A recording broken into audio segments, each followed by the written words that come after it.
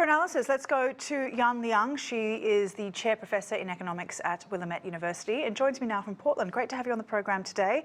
Now, what do you think about Takayachi's motives here, especially given she's now doubling down on her comments on Taiwan, and she's only 1 month in the job?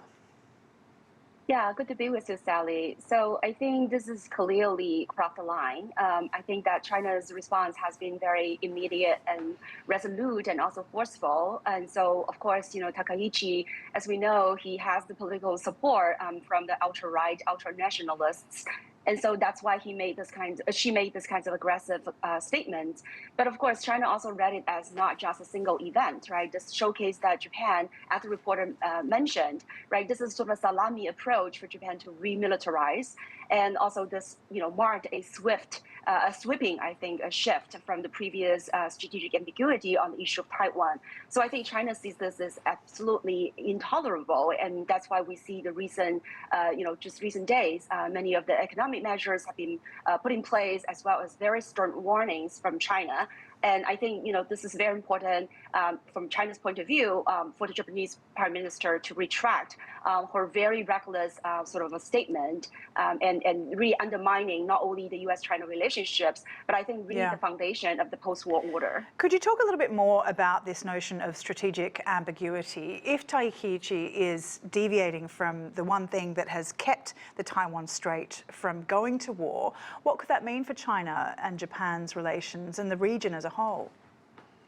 Right. So no other previous prime minister had made really clear, open statement about Japan's military response in the Taiwan issue. So Takaichi is quite unprecedented in that sense.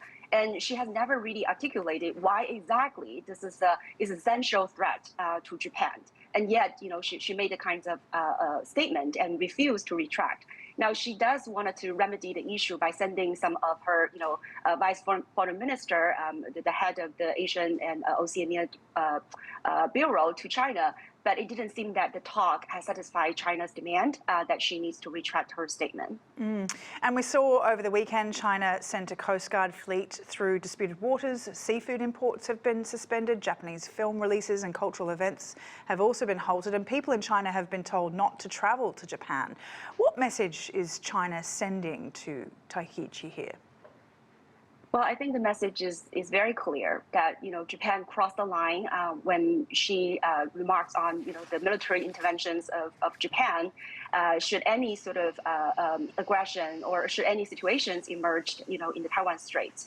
So I think that is clearly, again, crossed China's red line. And that's why you see this very forceful reactions on China's part.